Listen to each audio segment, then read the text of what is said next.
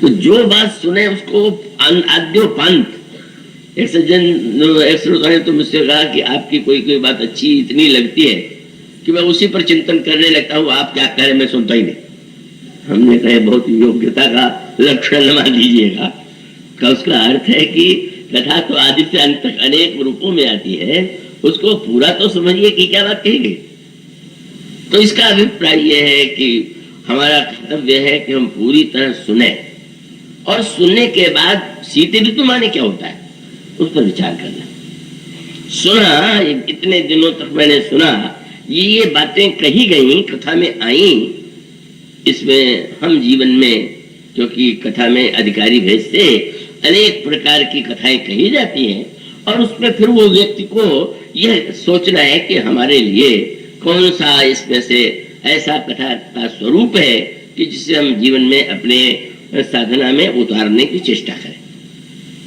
यह सूत्र यदि कथा समझ में श्रोता समझ ले, पर आज के श्रोता तो बहुत नए हो गए, नए प्रकार के हो गए हैं। वो तो केवल मनोरंजन के लिए कुछ हंसी हो, कुछ चुटकुले हो, कुछ ऐसा कुछ हो कि उनको उनकी थकान। एक सज्जन ने मुझसे कहा कि मुझे तो नींद इसलिए आती रहे कि अब दिन भर थका रहता हूँ और कथा में इतना रस आता है कि सो जाता हूँ। तो इतना रस ना आवे कि आप सो जाए, वस्तुतः ये तो विचार जागिए। आप देखिए, आप सोए हो और विचार करेंगे तो आपको नींद नहीं आ रही, और विचार शून्य हो जाएंगे तो आपको नींद आ जाएगी। तो सुनने के बाद फिर उसे विचार करना चाहिए। विचार करेंगे तो शीत ऋतु जैसे आ गई, और उसके पश्चात फिर वो जो जल होगा वो व्यक्ति के लिए कल्याणकारी होगा। उसका तात्पर्य है सद्बुद्धि से, हृदय की विशालता से भगवत कथा को श्रवण करें, विचार करें, और विचार करके फिर उसे जीवन में ग्रहण करने की चेष्टा करें। तो ये जो सूत्र है वो बड़े ही महत्व का है। और इसका अर्थ क्या हुआ कि ये जो दो शब्द कहे गए, अब अगर आप पूरी चौपाइयों को यूं ही पढ़ जाए और पढ़ करके आप एक आनंद ले लें, उसके गाने में भी आनंद है, सुनने में भी आनंद है, संगीत में भी आनंद है, पर उसके जो अंतरंग में दो शब्द हैं वही तो उसका प्राण है। और उन शब्दों को आप न ग्रहण कर सकेंगे तो आप मनोरंजन लेके लौटेंगे। अब उसका सूत्र मैं आपके सामने रखना चाहूंगा, और मुझे विश्वास है कि अब इतना कहने के बाद आप लोग उसी तरह से सुनेंगे जैसा सुनने के लिए मानस में बताया गया। इसका सूत्र यह है कि ईश्वर सर्वव्यापी है, पर यह सैद्धांतिक सत्य जो है, कुछ बातें ऐसी होती हैं जो सिद्धांत में सत्य होती है, पर उस सत्य का अनुभव व्यक्ति को नहीं होता। अब ऐसी स्थिति में दोनों को हमें समझना होगा, और इसको स्पष्ट करने के लिए उत्तरकांड में आपका ध्यान उस प्रसंग की ओर दिलाना चाहूंगा। जो भुसुंडी जी हैं वो जिज्ञासा लेकर के मुनियों के पास जाते हैं, और मुनियों के पास जाकर के पूछते हैं। वे कहते हैं कि महाराज, मैं भगवान राम का दर्शन चाहता हूं, और उसके बदले में मुनि उनसे ये कहते हैं कि जेहि पूछो सोई मुनि अस कहई, ईश्वर सर्वभूत में आए। जिस मुनि से भी मैंने पूछा उसने यही कहा ईश्वर तो सर्वत्र है। तो सिद्धांत शास्त्र है, पर भुसुंडी जी ने स्पष्ट कह दिया कि कितना भी उन लोगों ने, सब मुनियों ने कहा, पर निर्गुण मत मम हृदय ना हो। बड़े महत्व का तात्पर्य है, कितनी ऊंचे सिद्धांत की बात होते हुए भी उस सिद्धांत की अनुभूति यदि हमें नहीं हो रही, कोई कह दे कि ईश्वर सर्वत्र है, आप उसको सुन करके दूसरों के सामने भी दोहरा दें कि ईश्वर तो सर्वव्यापी है, पर ईश्वर के हृदय में होने का या सर्वव्यापी होने का कोई प्रभाव जीवन में दिखाई दे रहा है क्या? और तब इसका उत्तर है, भुसुंडी जी की बात वैसे देखें तो ऐसा लगता है कि मुनि लोग बहुत बढ़िया बात कह रहे थे, और उस बढ़िया बात को अगर वो नहीं अच्छी लग रही तो उनकी बुद्धि की कमी। पर ऐसा नहीं। भुसुंडी जी कहते हैं कि जो अयोध्या में राम का जन्म होता है, उन राम का मैं दर्शन चाहता हूं। तो इसका अर्थ क्या हुआ? शास्त्र कहते हैं ईश्वर जो है वो कालातीत है, सर्वव्यापक है। ईश्वर जो है क्या वहां ना गति है, ना आना है, ना जाना है, क्या इन सबसे पृथक जो है उसके लिए अनेक अनेक शब्दों का प्रयोग वेदांत में और उन ग्रंथों में किया गया है, तो आप रामायण में भी शब्द पाएंगे। पर समस्या मनुष्य के सामने यह नहीं है कि वो बड़े ऊंचे वाक्यों को दोहरा दे। वैसा जो आप कह रहे हैं ऐसा लग रहा है क्या? और जब तक नहीं लग रहा है तब तक आप ये कहिए कि आपकी बात ठीक हो सकती है, लेकिन मेरी बुद्धि उसे ग्रहण नहीं कर पा रही। मैं उसको अभी अपने आप में केवल ये नहीं कह दूंगा कि आपने बहुत अच्छे ढंग से कहा। और यह सूत्र बड़े ही महत्व का है। जब कोई ऊंची बात, कोई बड़ी ऊंची बात भी दोहरा दे, तो अगर वह व्यक्ति केवल सुने सुनाए वाक्यों को स्मृति के द्वारा याद करके सुना रहा है तो उसका कुछ अर्थ नहीं। और इसका सबसे बड़ा दृष्टांत है वाली।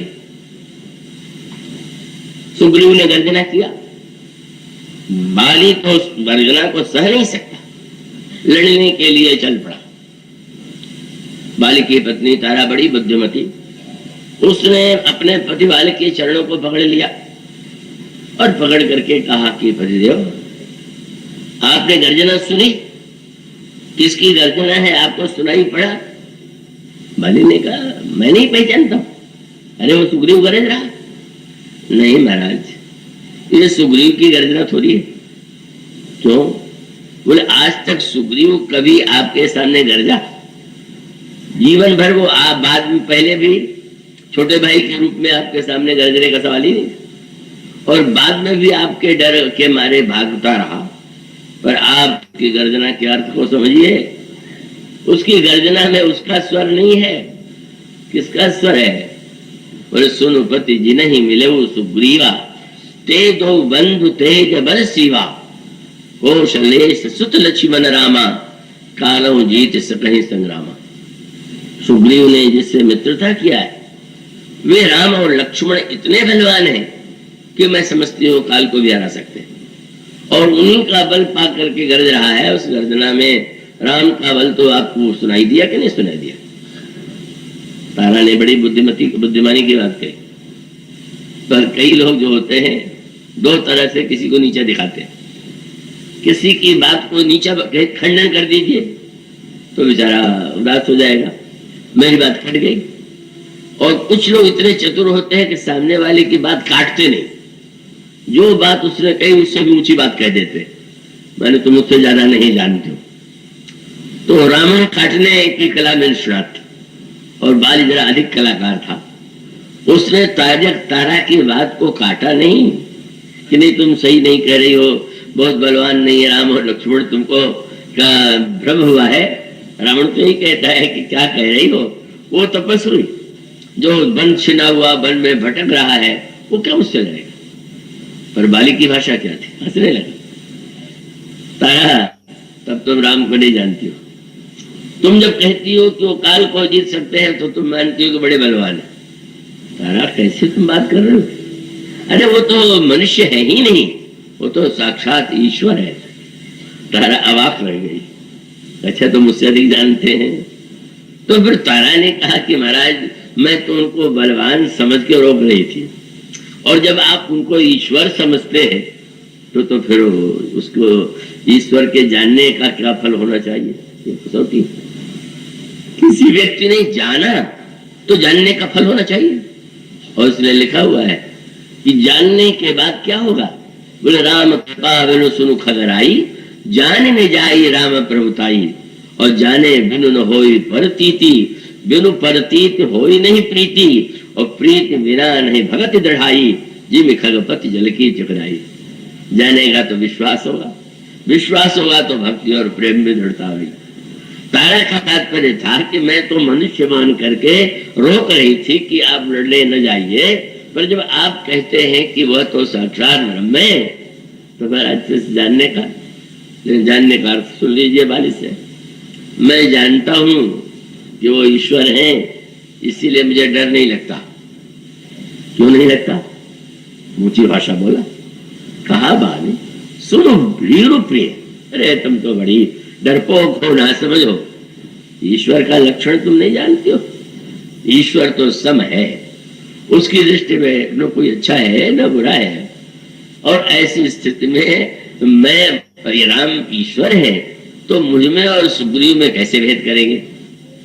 ठीक उल्टा अर्थ दे दिया। सम है तो कोई भेद नहीं करेंगे। पर तारा ने विनम्रता से कहा कि महाराज ये तो कुछ समझ नहीं आ रहा। अगर संभ है तो आपने सुना होगा कि सुग्रीव सुर ने मित्रता किया, और ये भी आपने देखा कि उन्होंने सुग्रीव को भेजा होगा तभी तो गलत रहा। तो सम तो नहीं लग रहे। तो उसने कहा अच्छा वेदांत सिद्धांत की बात तुम्हारे समझ में ना आती हो तो एक और तुम्हें बात बता दे। अब वो अगला वाक्य जो बोला वो भक्ति की सबसे ऊंची भाषा थी। क्या? अच्छा मान लो वो सुग्रीव को के मित्र बन गए और मुझे मार देंगे। ये संदेह नहीं किया कि मुझे नहीं मार सकते, मार देंगे, लेकिन जो कदाच मुझे मारे तो पुण्य हो सनाथ। अरे राम मार देंगे तो मैं सनाथ हो जाऊंगा, धन्य हो जाऊंगा। राम के हाथ से मरने से बढ़ के क्या बात होगी? मानो भक्त जैसे मानते हैं कि भाई प्रभु जो है वो तो जो भी करते हैं कल्याण के लिए करते हैं, कृपा में करते हैं। वेदांत कहता है ब्रह्म सम है और भक्त कहते हैं भगवान कृपा ही कृपा करते हैं। दोनों ज्ञान और भक्ति की ऊंची भाषा बाली के द्वारा कही गई। कभी है तुलसीदास जी महाराज इस अवसर पर बाली को कोई उपाधि तो दे दीजिए बढ़िया सी। ऐसे अवसर पर गोस्वामी जी कवि के पास तो शब्द ही होता है। कभी अर्थ आखर बल साचा, किसी को नीचा दिखाना चाहे तो एक शब्द जोड़ दे और किसी को ऊंचा कराना चाहे तो कोई शब्द जोड़ दे। इंद्र के लिए अगर निंदा करना है तो उसके लिए कह देंगे सरिस्वान भगवान जुआनु। इंद्र और पिता जवान तीनों बराबर। और अगर राम को दूल्हा रूप में देख करके इंद्र के शरीर के छिद्र नेत्र के रूप में बदल गए तो तुलसीदास जी तुरंत लिखेंगे राम ही चितो सुरेश सुजाना।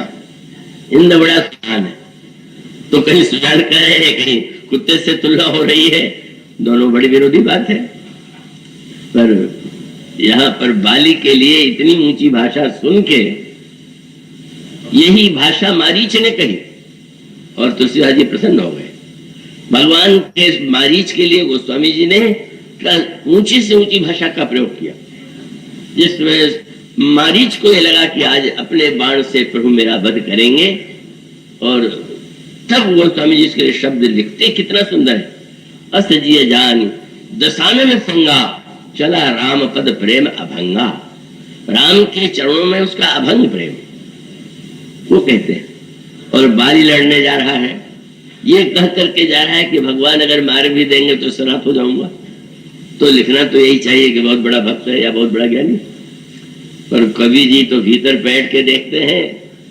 उन्होंने तुरंत कहा ये न ज्ञानी है न भक्त है, क्या है? बोले ऐसा कहीं चला महाअभिमानी।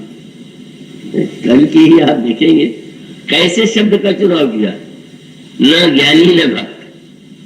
और उसका अर्थ है अगर सचमुच ज्ञानी होता और ब्रह्म का समत्व यदि लक्षण है और वो अपने को ब्रह्म से अभिन्न मानता तो अपने जीवन में भी सुग्रीव के प्रति जो द्वेष है विरोध है न पालता, इसमें भी समत्व का उदय हो जाता। और यदि भगवान के प्रति इतनी भक्ति होती तो भगवान की शरण में जाता। मानो शास्त्र के द्वारा ऊंचे से ऊंचा वाक्य दोहरा देने के बाद भी वह केवल अभिमान है, न ज्ञान है न तो भक्ति है। और इसलिए साधना का तत्व यह है कि आप सुनिए, पढ़िए, पर आप उसको चाहे जहां दोहराया मत कीजिए। दूसरों पर अपने ज्ञान और विचारों को थोपिए मत कि सुन के लगे कि भाई तो बड़े विद्वान, बड़ी ऊंची भाषा बोल रहे हैं।